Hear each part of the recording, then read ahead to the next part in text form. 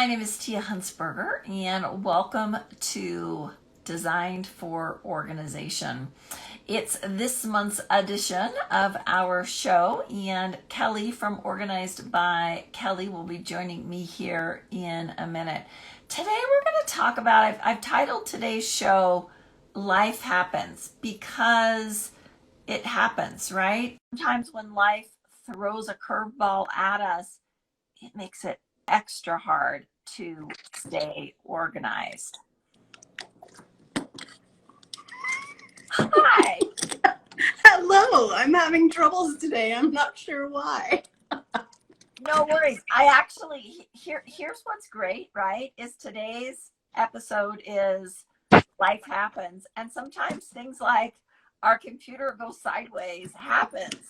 And we have to figure out how to reboot and recoup and get our feet back underneath us. So we're gonna make it work, right? I wish I wasn't an organizer and I could be okay with this, but I can't. So if I tilt my head to the side, does that make you feel more comfortable?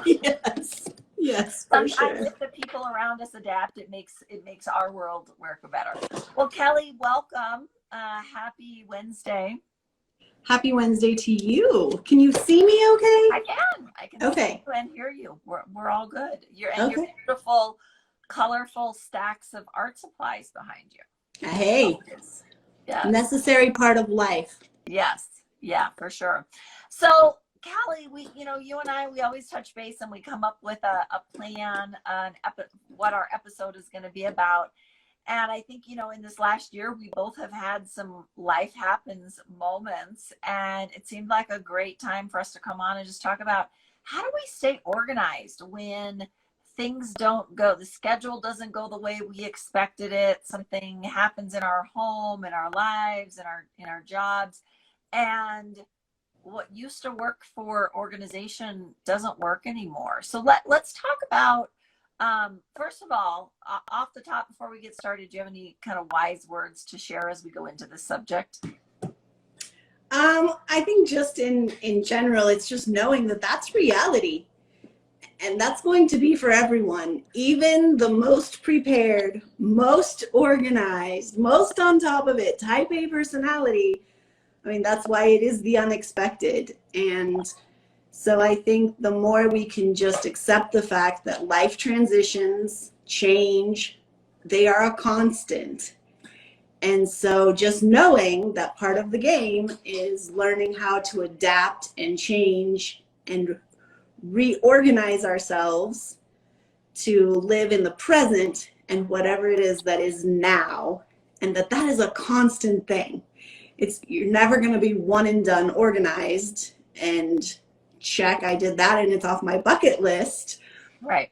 Because of that constant change and life transition, expected or unexpected, it impacts our things and our organization and everything else. So yeah, and I think as much as we plan, sometimes we can't plan because we don't know what's happening. I mean, the world could have never planned for the pandemic to play out the way it did. We didn't know what was in front of us. So as much as we tried to be prepared day by day at the beginning, you couldn't, because you didn't know, what was coming next.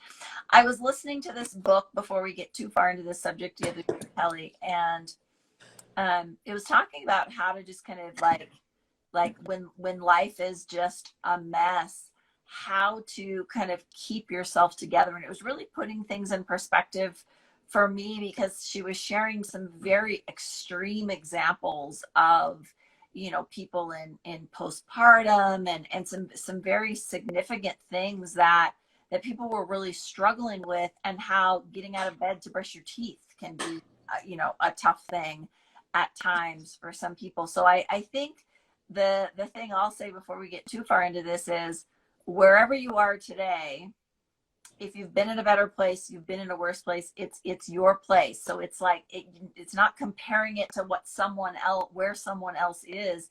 It's your own journey. And if it's hard, it's okay. And if it's easy, that's great.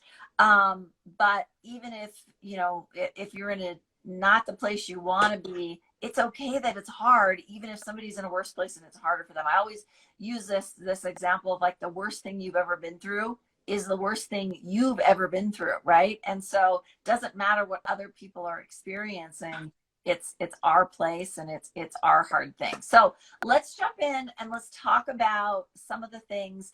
And some of these are experiences that clients share with me when I go in, when they call me. And I will also start out this conversation with, it's okay to ask for help, right? So people call me to build new organizational spaces. They call you to help organize their space, and asking for help is important and good, and we need it. So let's jump into some of these reasons that we might need to ask for help in our lives. Absolutely. Absolutely. So I think when our living circumstances change, and that could be a new relationship, we're moving in with a new significant other, a child moves home that maybe you weren't expecting to come back after college, or whatever the circumstance. I mean, a lot of people had kids move back home during COVID that they weren't necessarily anticipating.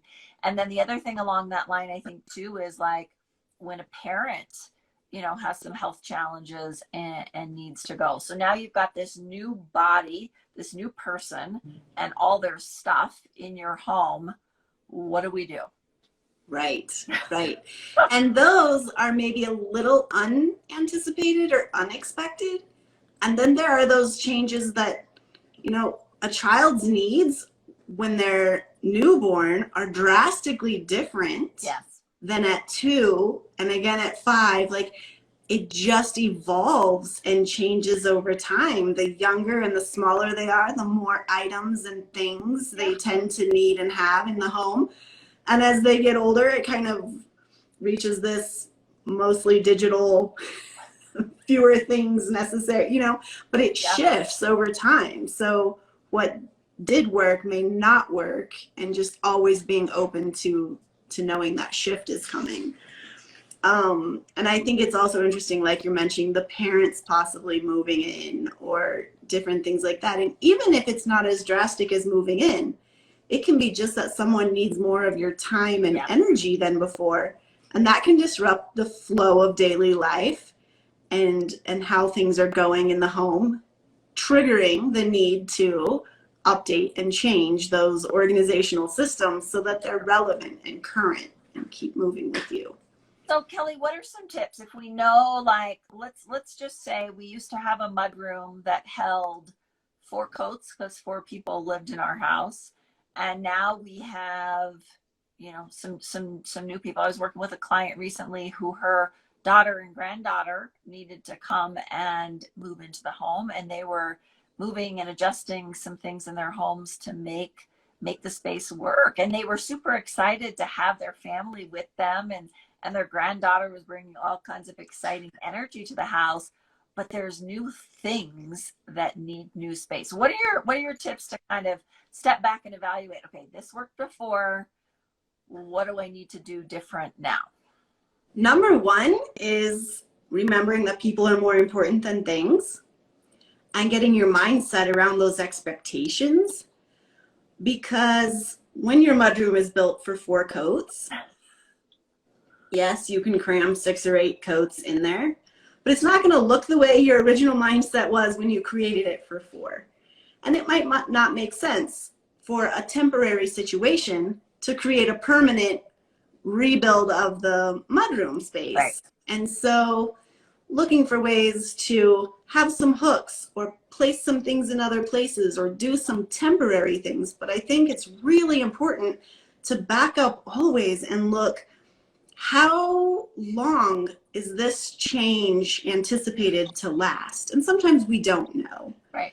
But we can do things in the short term that are going to look very different from the solutions we're going to look at long term. Right. And so I think just really evaluating that and setting expectations accordingly.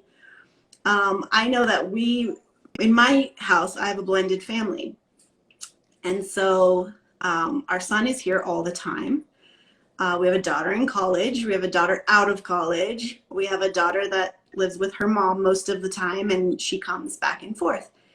And so I've been through a lot of these transitions and shifts for who's living here, who's not, who's coming from time to time, you know, Right. and yet it's everyone's home.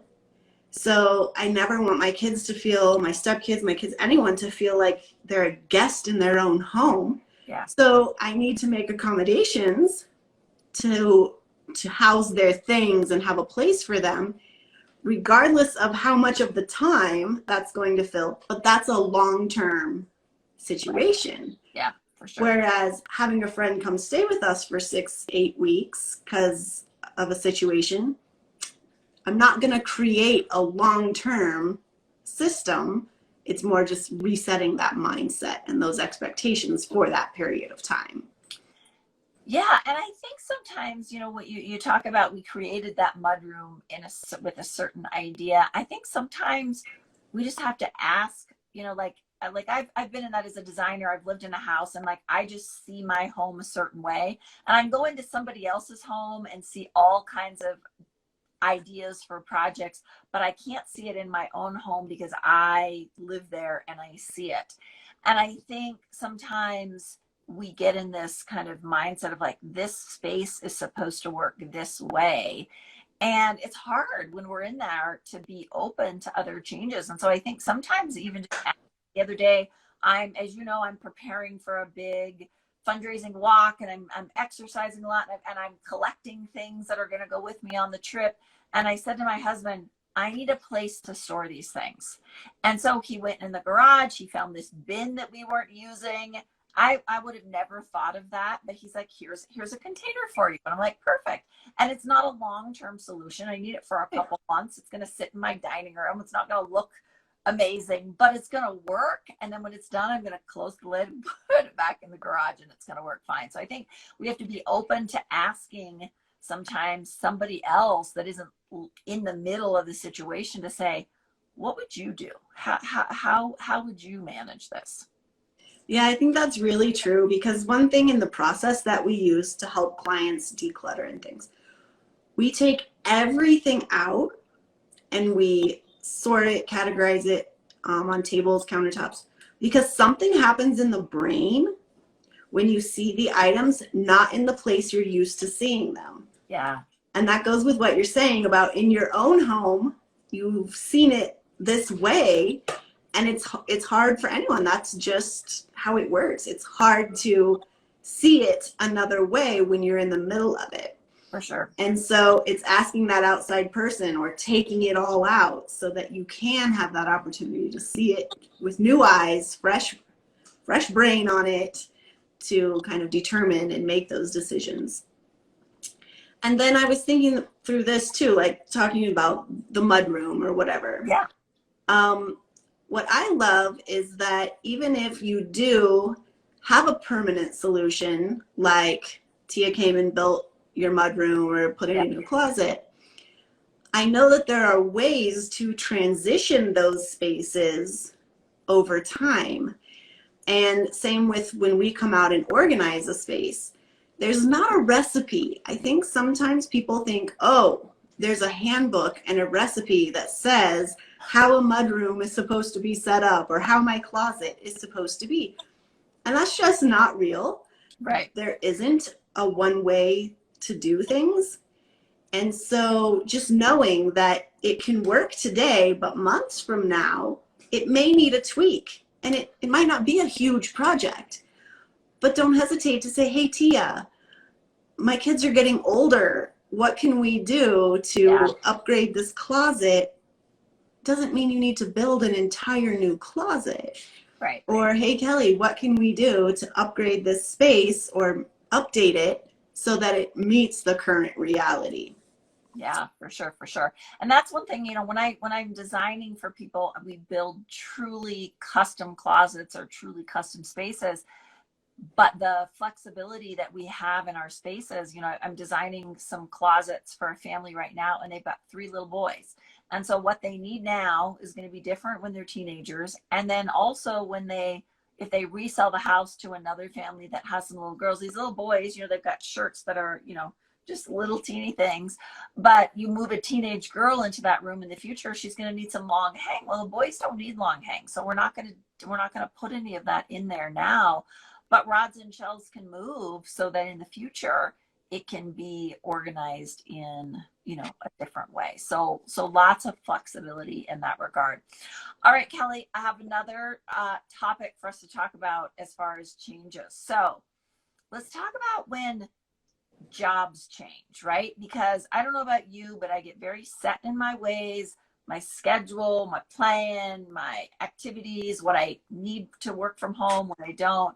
I know these last few years have created a lot of changes for people in where they work, how they work, when they work, all of those things. What tips can you give us to help us keep our heads on straight when our job requirements are changing?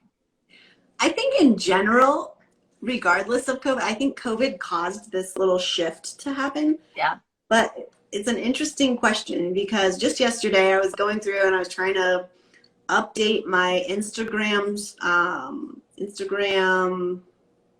highlights. Okay.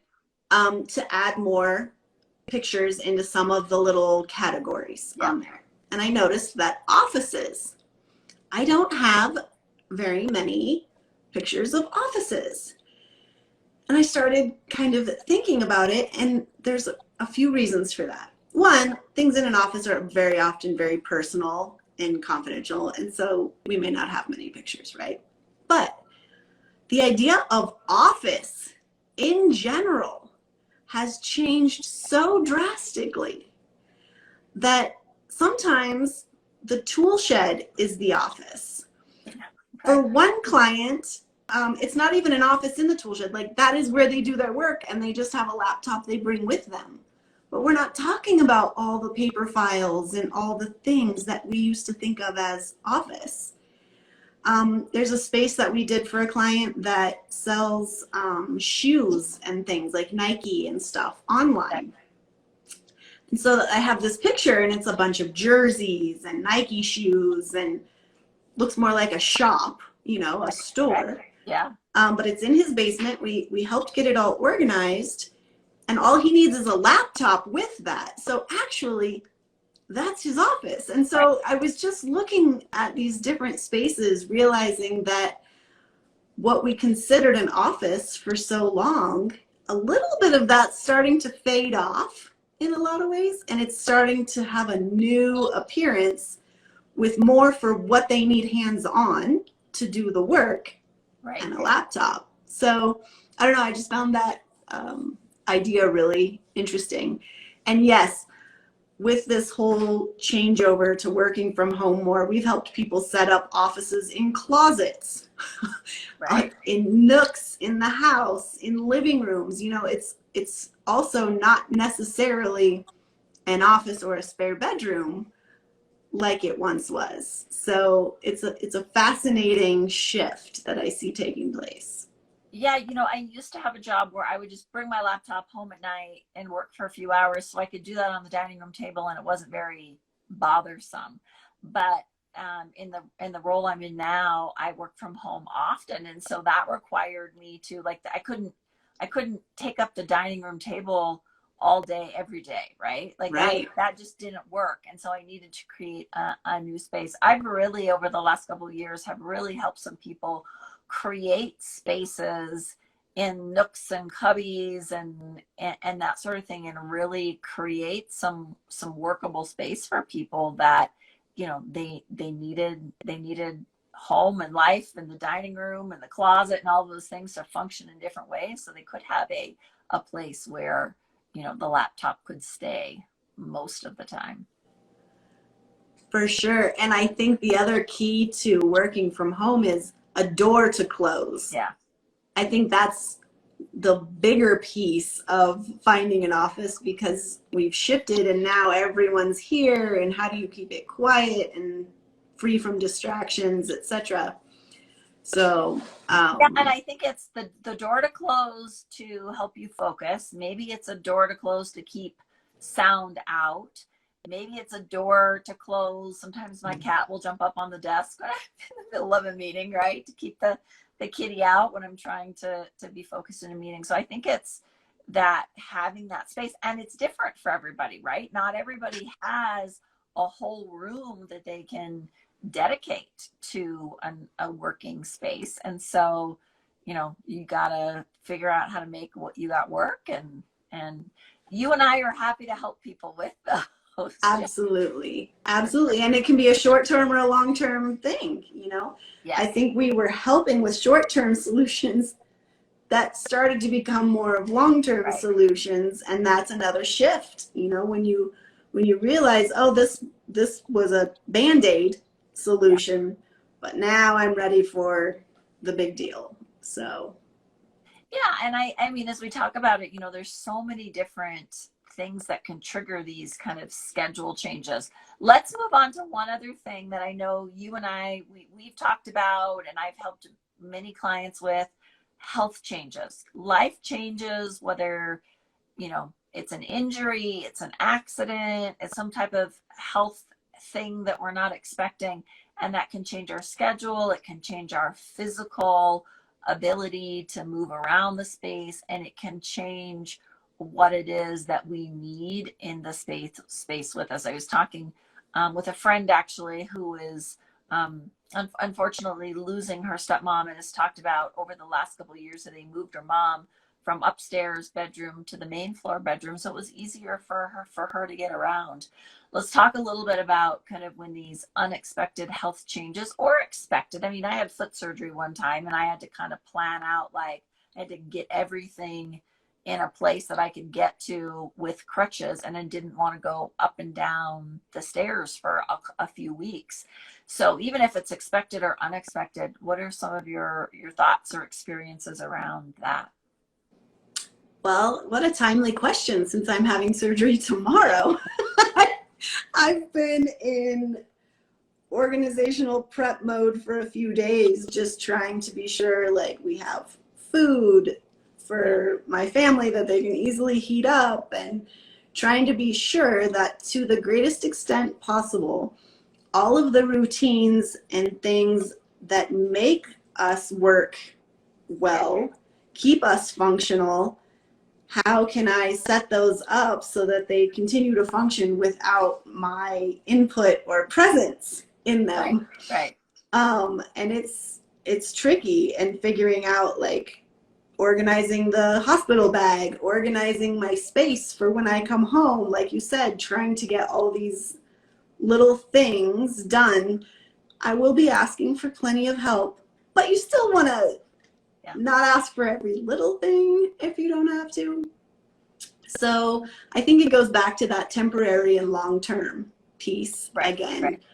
And expected or unexpected, it's a disruption to the normal systems that are in place. And I think it goes back to the thing we were talking about from the very beginning of setting expectations. Like, guess what? It's not all going to go as smoothly as it normally does. And that's okay, because it's not long term. And so I think starting from there, and then just being willing to ask for help and lean on other people, and set things up to the greatest extent possible for the short term. When it's long term, I agree. Anything to reduce the stairs. And we work with a designer that does aging in place. Okay. And so she will work with clients to remodel their homes so that they don't have to move and can age gracefully in place. Yeah. We see a lot of elevator installation,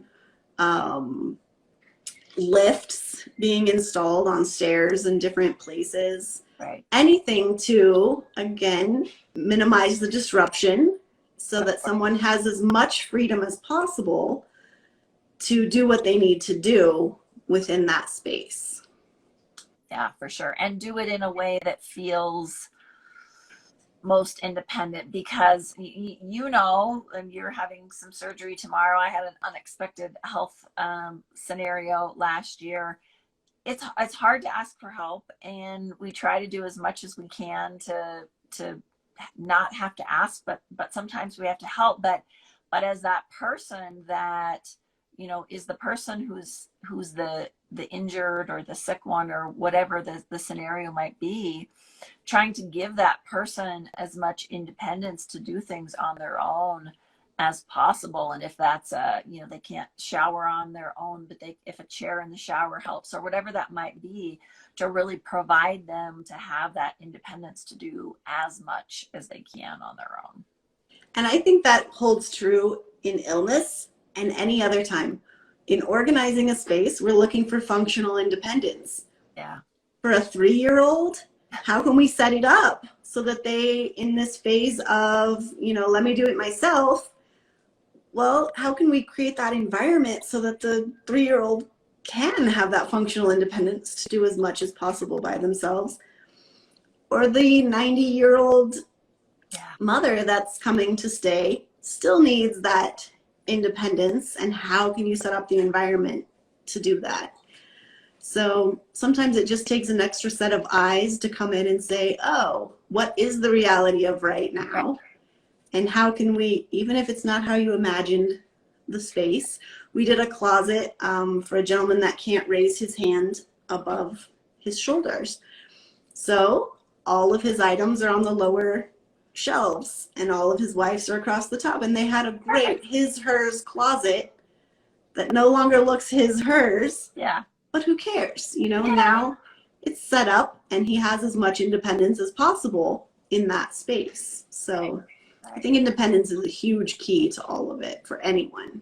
And I think that helps us when we talk about organization. We talk about the 3-year-old, right? Like creating a space that works for that person, whether they're 3 or older, to be able to be organized. They know where the socks go, where the t-shirts go, whatever that might be, where the toys go.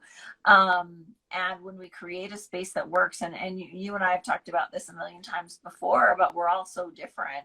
And whether it's age, it's our personalities, it's our creative process, whatever it is, we all process through things differently. And I think that's important, that it's, you know, it's fresh and adjustable to what we all need personally. I totally agree. So Kelly, we talked about when, you know, the people who live in our house come and go and how that can change our organization, how job changes and health changes can all impact. Any other kind of life triggers that you've experienced with your clients that make kind of I'll say sudden, whether it's planned or unplanned, but kind of a sudden change for some change in organization? What comes to my mind as the other trigger is sometimes depression. Oh, yeah. And we'll hear from clients that, or a family member will call on their behalf, but depression happens, and it doesn't say anything about the person. It just says this person has been dealing with this. So it might not be that physical health situation, but it can cause things to just feel overwhelming and get out of control. And sometimes somebody just needs somebody to come in, not judge them, just be the Cinderella's mice, get it all put away, make it happen so they can get back on their feet and have a shot at moving forward and doing other things. And so I think sometimes it's just our mental health and our mental status can really be a trigger. I tend to be a little the opposite. And when I'm stressed out, I naturally clean because creating outer order helps me internally create order, and it's control. At the end of the day, if I'm experiencing that, I want more control. And so I want, you know, it's a way for me to gain that in a way. But for some people, and for me at different points in my life, that has not been the case. And so it just ends up to be this overwhelming mess. And just knowing that, hey, it's okay to ask for help in that situation as well. And I just want to add a note on that. If somebody does call us for a family member or a friend, we'll only help them if the family member or friend is on board and wants it. we're never going to come in and do that for someone that isn't on board. But I do see that as being a trigger that can cause needs for change like that, or organizational help. Also, just seasons. Yeah. You know, what we need out in the fall is not the same as we need in the spring. And so making those little tweaks so that we feel current and present and have what we need, but not the extra clutter day to day. Having all the Christmas things put away with Christmas, so that, you know, your kids' toys, sometimes they have little Santa toys and things. Put them away with Christmas, get them out next year so they're new and fun for Christmas, but they're not in their space throughout the year. And so snow boots, you know, all these things. Right. Having a zone 2 or zone 3 to get them out of the way, but be able to bring them to the forefront later, I think is really important to those little life transitions, seasonal transitions, etc. For sure. I think, you know, as you talk about kind of like mental health and mindset, whether it's anxiety or depression or whatever is triggering someone, I think as we talk about the, you know, my first question to you was about like people changing in our home, and that can trigger all of those changes in emotion and mindset. I know a lot of people, when they become empty nesters, some people are really excited to become empty nesters, and some people are so sad and heartbroken that there isn't as much energy in their home. And I think that can be a big trigger.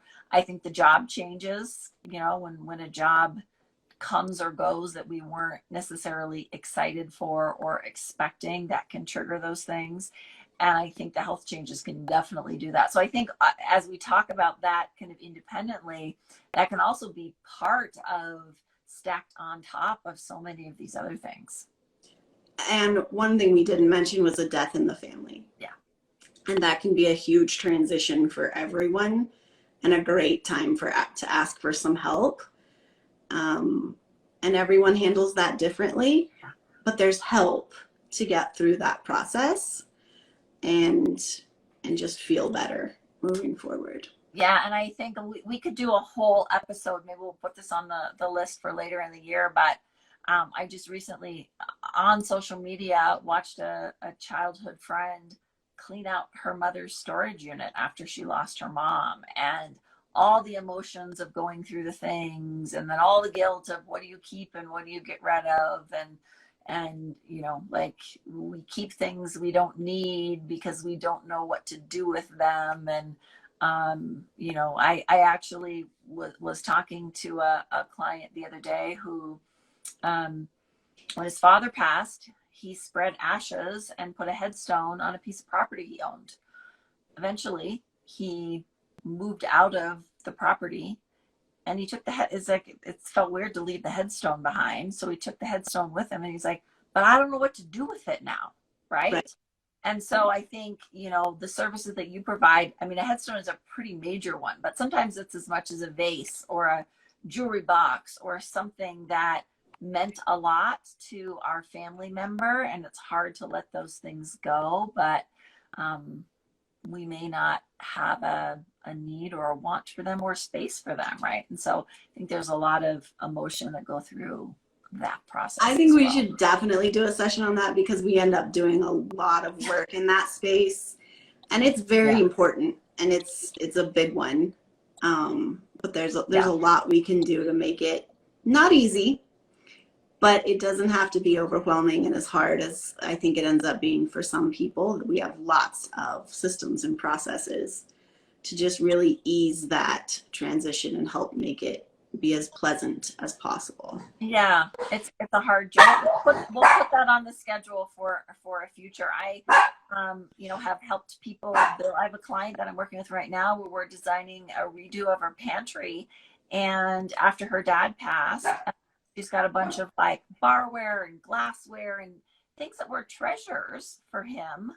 And she's like, I want to display these and honor them, but I don't want to, you know, right now they're in boxes. And so some of that is not just what we keep and get rid of, but how the things that we want to keep and that we love and we enjoy, displaying them and storing them in a way that works, so you don't just get shoved in a box and put on a shelf in the basement and we never see them. So that'll be a future show we'll do. Absolutely. And I see a comment on here from someone that's still dealing with exactly that. And please know you're not alone, and we can help you with it. And I do think, Tia, we should do a session definitely on that. I think that's a great future conversation for us to have. So Kelly, but we could go on all day as always. Before we wrap up, any wise words on, as life happens, how do we kind of keep our physical stuff in order and our mental stuff in order? There's just a phrase I've heard, and it's a quote, I'm sure, and I don't know who said it. I apologize. And I'm not going to say it correctly, I'm sure, but it's just a quote that I've seen several times about don't miss out on life's blessings because they're not packaged the way you thought they might be. And sometimes looking for the gifts in the unexpected help make it all easier, because it does go back to mindset, and it is how we look at things. And in preparing for my surgery tomorrow, I had my freak out. And I've come back down to earth, and I'm actually in a space where I'm so grateful. I cannot wait at this point. I'm like excited and in great anticipation of what's to come next. And there's a whole gift in all of it, that it's going to be painful. It's going to be long. It's going to be all those things, but it's still going to be good. And so I think just always remembering we can't control how those packages and those gifts come, and they may look differently than we expected. But here we are. I always wanted a big family, and I've been thinking lately, like, I have a big family. I have 3 beautiful stepdaughters and my son. That's not how I pictured it from the beginning, but here I am, and I have it, and it's such a gift. And so just finding those, I think, goes with all these life transitions. I heard a quote the other day, and I'll wrap up with this that relates to that. And someone said, if it's important, I think we get so caught up in, I don't know the perfect solution. I don't know exactly how to do this right. And the quote was, if it's important enough, you'll do it half-ass. And the idea is you'll at least just do it, whether it's perfect or not, you'll do it. And then you can figure out how to do it better and make a better solution. But that was a big takeaway for me of like, okay, if it's important enough, we'll just get it done, even if it's not the way we imagine it will all work out. That quote has been a springboard for me in building my business, because I feel like the work we do is so important. And all this background and all the pieces and all the how to make it happen, I want it all perfect and in a row. And we're getting there, it's all coming together, but it's remembering all the time, yes, and not that we're going to half-ass anybody's project, but just in creating a business and a team and all these, all these ideals. At the end of the day, what's important is what's important. And if it's important enough to do, then just go do it. Yeah. So I love that. It's a great quote. Yeah, for sure. All right, Kelly. Well, thanks for joining me again. It was another great conversation. And guys, if you're watching, we'll be back next month at the same time in the same place. Follow Kelly and I on social media. We'll post updates for our subject and our time where we'll be here next time. Super. Have a great month, and we'll see you guys soon. All right. Bye, Tia. Bye.